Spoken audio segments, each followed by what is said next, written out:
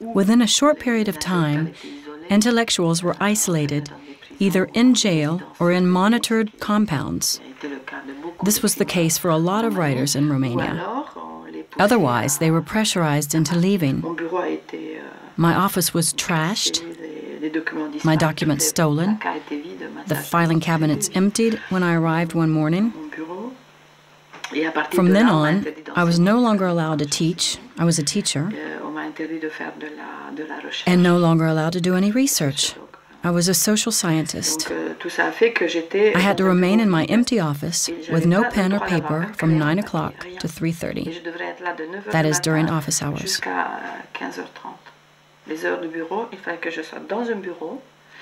As a rule, there would be a female police officer from the Securitate watching me.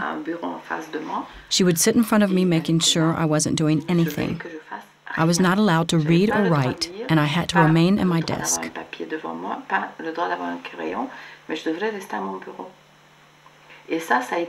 This was a terrible punishment for me.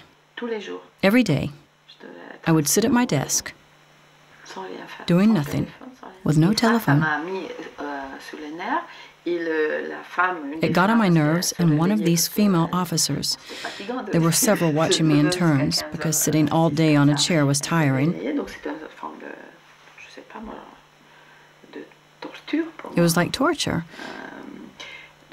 And one of these women insulted me and swore at me, saying, "There are no witnesses, so what are you going to do?"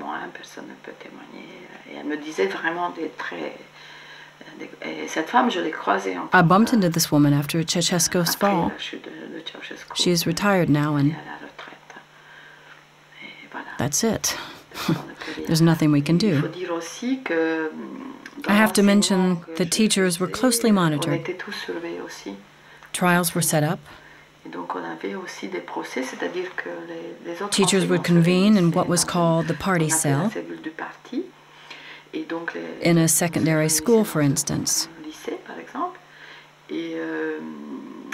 The other teachers had to say that I was a bad teacher, not following the party's directives. So I was supposed to stand up and say out loud, "Yes, it's true," and this was a common procedure. All the situations I've mentioned so far happened at the same time, simultaneously. And the major criticism I had to face as a teacher was the fact that I was cosmopolitan. And this was a serious accusation at the time. Indeed, I referred to foreign books, asked my students to read French authors, and we would translate together during classes. When I was asked to say what I had done wrong, I said I wouldn't do it. I had nothing to state.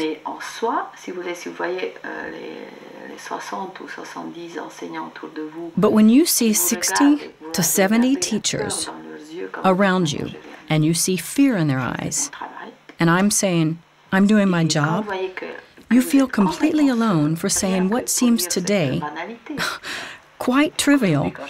But when you see your colleagues avoiding you, not daring to say hello, or crossing the street, or the school corridor to keep out of your way,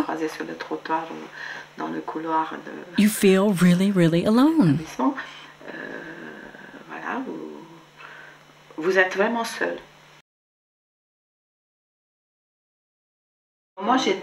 I was already living in France since I had left in 1986. In France, I quickly established relations with opponents to the regime and activist groups like Free Europe and Monica Lewinsky.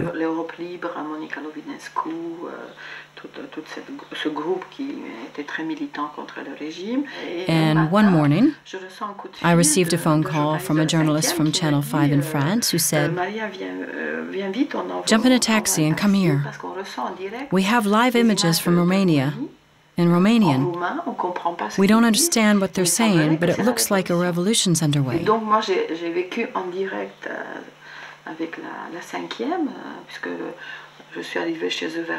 And so I arrived there around 10, 11 a.m., and for the next 2 days, we stayed there, ate there, and slept there in the office, watching live pictures, commenting and translating live on TV. So I experienced what I thought was a genuine revolution, And I was torn between happiness and fear because I thought, the army is never going to let them rebel. I was afraid of a potential bloodshed.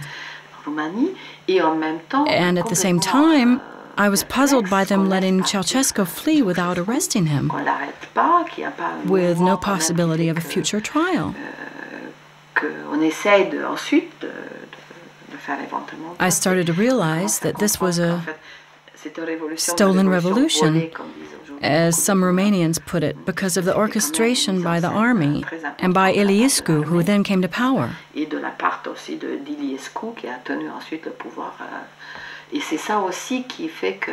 And that's why I can say today that communism in Romania was a mix of communism, fascism, and liberalism.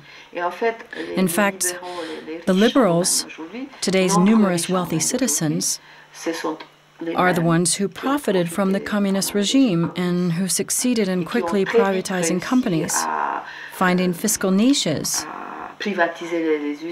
finding money and here and there, and making contacts with the right people in Europe and Western countries.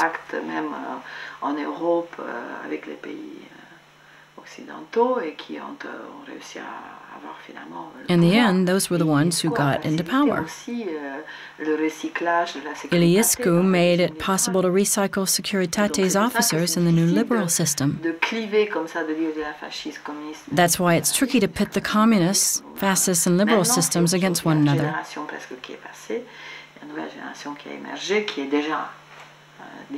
And now it's different. There's a new generation of citizens with Republican values of freedom and the market economy.